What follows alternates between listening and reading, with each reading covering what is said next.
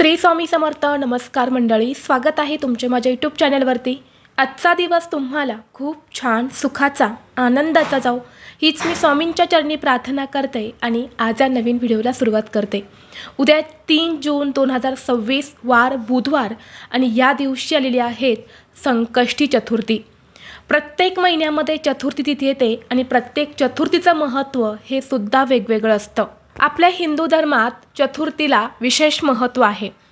अधिक मासाच्या कृष्ण पक्षात येणाऱ्या चतुर्थीला त्रिभुवन संकट चतुर्थी असे म्हटले जाते. अधिक मास दर 3 वर्षांनी एकदा येतो, त्यामुळे ही चतुर्थीसुद्धा दर 3 वर्षांनी एकदा येते. या दिवशी विधीपूर्वक गणपतीची पूजा केली जाते आणि उपवास केला जातो.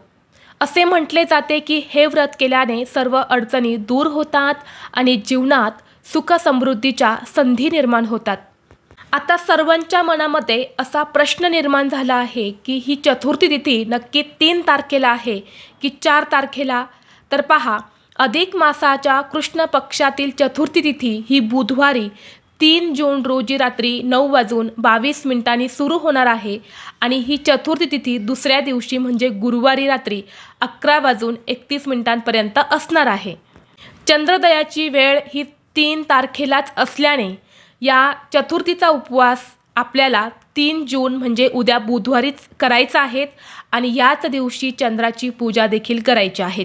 आणि म्हणूनच चतुर्थी 4 जून रोजी दिवसभर असूनही चतुर्थी तिथीचे व्रत, उपवास, पूजा 3 जून रोजीच केले जाणार आहे. अधिक महिन्यातील चतुर्थी तिथी ही दर 3 वर्षांनी येते आणि म्हणून या चतुर्थीचे विशेष महत्त्व आहे. या दिवशी आपण व्रत केले तर आपल्या सर्व इच्छा मनोकामना पूर्ण होतात. भगवान श्री गणेशाचा आशीर्वाद हा प्राप्त होतो.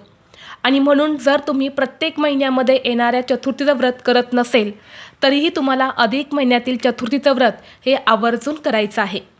धार्मिक दृष्टीने हा दिवस अतिशय महत्त्वाचा आणि शुभ असल्यामुळे या दिवशी काही प्रभावी उपाय आणि सेवासुद्धा केल्या जातात.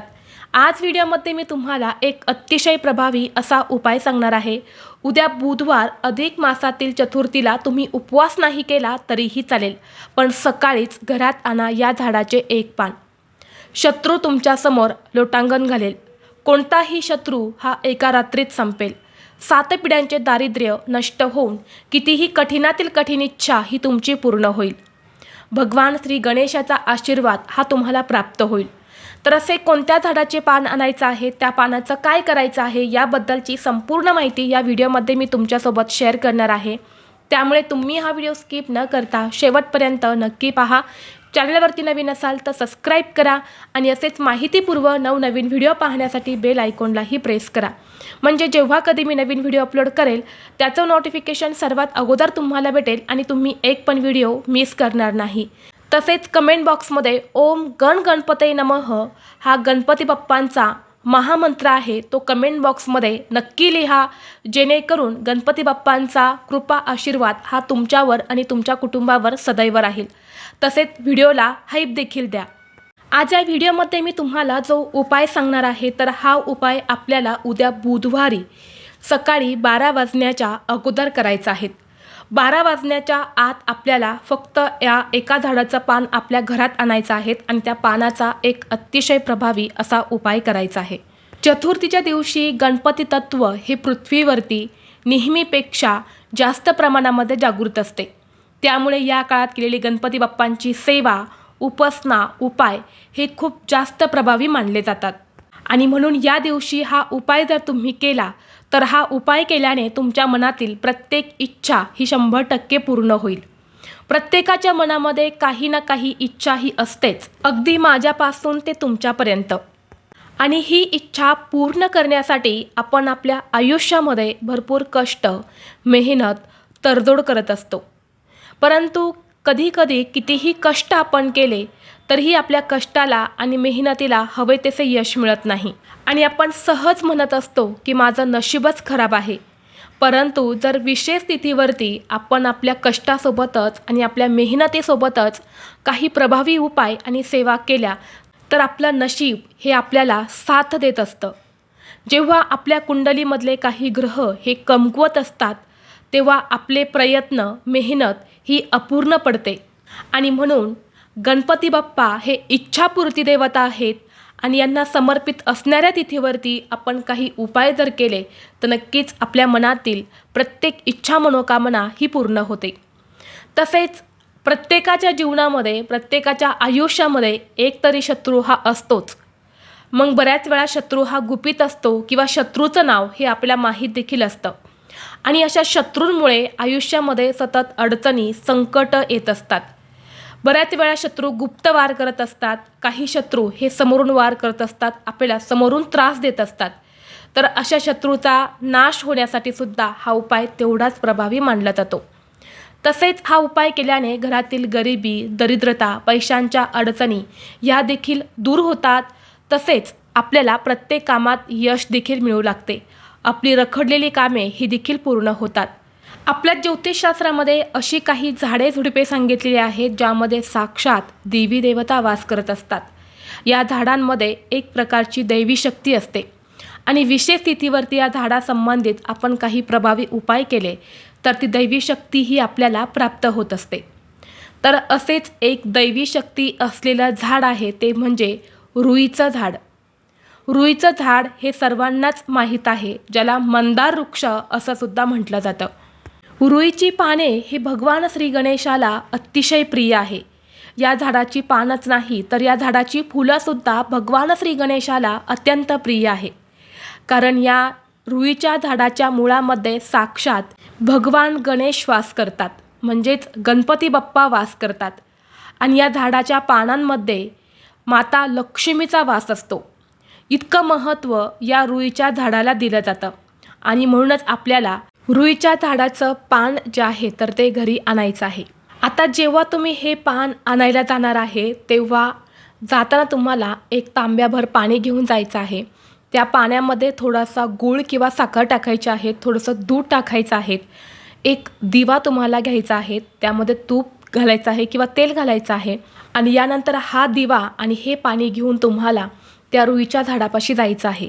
तिथं गेल्यानंतर सर्वप्रथम त्या झाडापाशी हा दिवा प्रज्वलित करायचा आहे आणि यानंतर हे जल तुम्हाला त्या रुईच्या झाडाला अर्पण करायचं आहे.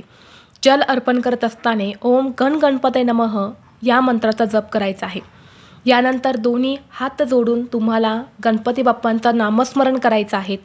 हे पान तुम्ही कशासाठी नेत आहे ते भगवान श्री गणेशाला सांगायचं आहे, त्या वृक्षाला सांगायचं आहे आणि यानंतर त्या झाडाचं एक पान तोडून तुम्हाला घरी आणायचं आहे. हे पान घरी आणल्यानंतर ते पान सर्वप्रथम तुम्हाला स्वच्छ धुवून काढायचं आहे, व्यवस्थित पुसून काढायचं आहे आणि यानंतर तुम्हाला तुमच्या देवघरासमोर बसूनच या पानाचा उपाय करायचा आहे. आता हा उपाय करण्यापूर्वी सर्वप्रथम तुम्हाला गणपती बाप्पांची मूर्ती तुमच्या देवघरामध्ये असेल तर मूर्तीवरती अभिषेक करून घ्यायचा आहे. फोटो असेल तर तो फक्त स्वच्छ पुसून काढा, कारण फोटोवरती अभिषेक करत नाही. आणि जेव्हा मूर्तीवरती अभिषेक करणार आहे तेव्हा तुम्हाला गणपती अथर्वशीर्षमचं पठण करायचं आहे आणि शुद्ध पाण्याने अभिषेक करायचा आहे. अभिषेक केल्यानंतर जे तीर्थ असणार आहे, जे पाणी असणार आहे तर ते घरातील लहान मुलांना पाजायचं आहे आणि बाकीचं तीर्थ हे तुम्हाला पिण्याच्या पाण्यामध्ये टाकायचं आहे. यानंतर गणपती बाप्पांची मूर्ती व्यवस्थित पुसून तुम्हाला तुमच्या देवघरामध्ये छोट्याशा पाटावरती किंवा देवघरामध्ये व्यवस्थित ठिकाणी ठेवायचे आहेत. गणपती बाप्पांना हळद, कुंकू, अक्षदा, दुर्वा, जास्वंदाची फुलं अर्पण करायची आहेत. धूप, दीप, अगरबत्ती वळवून घ्यायच्या आहेत. नैवेद्यामध्ये तुम्ही बत्तासे, अनारसे किंवा गुळ खोबऱ्याचा नैवेद्य किंवा मोदकाचा नैवेद्य तुम्हाला दाखवायचा आहे आणि यानंतर तिथे बसून तुम्हाला हा उपाय करायचा आहे. कारण सर्वप्रथम गणपती बाप्पांची पूजा करायची आहेत, यामुळे भगवान श्री गणेश हे प्रसन्न होतात आणि यानंतर आपण जे काही उपाय करतो ना तेव्हा भगवान श्री गणेशाच्या कृपेने त्या उपायांचा आपल्याला शीघ्रफळ प्राप्त होते. आता उपाय करण्यासाठी तुम्हाला थोडंसं कुंकू घ्यायचं आहे, कुंकवाचा गंध तयार करायचा आहे आणि यानंतर एक काडी घ्यायच्या आहेत किंवा तुमच्या बोटाच्या साह्यानेच उजव्या हाताच्या करंगळीजवळचं जे बोट असतं अनामिका, त्या बोटाने किंवा एखादी काडी घ्यायची आहेत आणि त्या पानावर तुम्हाला तुमची इच्छा लिहायची आहेत. जर तुमच्या आयुष्यामध्ये शत्रू असेल तर शत्रू त्रास दूर होण्यासाठी असं लिहायचं आहे किंवा एखादी इच्छित मनोकामना तुमची पूर्ण करायची असेल तर तुमची इच्छा लिहायची आहे. जसे की नोकरी मिळण्यासाठी, मुलांची प्रगती होण्यासाठी, पैशांच्या अडचणी दूर होण्यासाठी, जी काही तुमची शारीरिक मानसिक इच्छा असेल तर ती इच्छा त्या पानावरती तुम्हाला लिहायची आहे. किंवा तुमच्यावरती कर्ज आहे, त्या कर्जातून तुम्हाला लवकरात लवकर मुक्तता हवी असेल तर कर्जमुक्ती असं तुम्हाला लिहायचं आहे. यानंतर हे जे पान आहे ना, हे तुम्हाला भगवान श्री गणेशासमोर ठेवायचं आहे. पान ठेवल्यानंतर ना तुम्हाला त्या पानावरती 21 दुर्वा अर्पण करायच्या आहेत आणि एक जास्वंदाचं फूल अर्पण करायचं आहे. जास्वंदाचं फूल तुमच्याकडे नसेल तर मग तुम्ही झेंडूचं लाल फूल घेतलं तरीही चालेल. फक्त लाल जी फुलं असतात ना ती तुम्हाला अर्पण करायची आहेत. मग ती तुम्ही कोणतीही घेऊ शकता. यानंतर तिथेच बसून तुम्हाला 108 वेळा ओम गण गणपतये नमः या मंत्राचा जप करायचा आहे. 3 वेळा गणपती अथर्वशीर्षमचं पठण करायचं आहे. शेवटी एकदा फलश्रुती म्हणायची आहे. 1 वेळा गणपती बाप्पांच्या संकटनाशक स्तोत्राचं पठण करायचं आहे आणि दोन्ही हात जोडून जी इच्छा तुम्ही पानावरती लिहिलेली आहे तर ती इच्छा पूर्ण होण्यासाठी मनोभावे प्रार्थना करायची आहेत.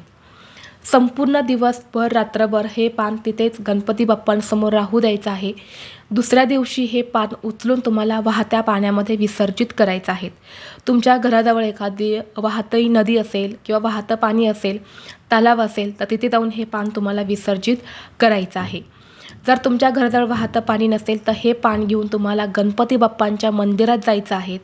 जिथे कुठे भगवान श्री गणेशाचं मंदिर असेल तिथे जाऊन हे पान तुम्हाला बाप्पांच्या चरणी अर्पण करायचं आहे आणि पुन्हा एकदा आपली इच्छित मनोकामना जी आहे तर ती व्यक्त करायची आहे. तर अशा पद्धतीने हा छोटासा उपाय जो आहे तर तो आपल्याला उद्या बुधवारी अधिक मासातील चतुर्थीला आवर्जून करायचा आहे. खूप जास्त प्रभावी उपाय आहेत. हा उपाय केल्याने नक्कीच तुमच्या जीवनात ज्या काही समस्या आहे, ज्या काही अडचणी आहे तर त्या नक्कीच दूर होतील. त्याचबरोबर तुमच्या घरामध्ये शिक्षण घेणारी मुलं असतील किंवा लहान मुलं असतील, लहान मुलं सतत चिडचिड करत असेल, हट्टीपणा करत असेल किंवा मुलं सतत आजारी पडत असतील किंवा शिक्षण घेणारी मुलं आहेत त्यांना शिक्षणामध्ये यश मिळत नसेल, त्यांचं मन अभ्यासामध्ये लागत नसेल किंवा अभ्यास केल्यानंतर त्यांच्या लक्षात राहत नसेल तर उद्या चतुर्थीच्या दिवशी बघा मुलांच्या हातून गणपती बाप्पांची पूजा करावी. 21 दुर्वा घ्यायच्या आहेत आणि ह्या दुर्वा मुलांच्या हातून गणपती बाप्पांना अर्पण करायच्या आहेत आणि मुलांची प्रगती होण्यासाठी, त्यांच्या करिअरमधील अडथळे दूर होण्यासाठी मनोभावे प्रार्थना करायच्या आहेत. उपाय हा खूप साधा आणि सोपा आहे परंतु तेवढाच तो प्रभावीसुद्धा आहे. ज्या घरामध्ये मुलांकडून हा उपाय करून घेतला जातो त्या मुलांची भरभरून प्रगती होते. त्या मुलांच्या आयुष्यातील सर्व समस्या ज्या आहेत तर त्या दूर होतात. हा उपाय तुम्ही घरी केला तरीसुद्धा चालेल किंवा मंदिरामध्ये जाऊन केला तर अतिशय उत्तम.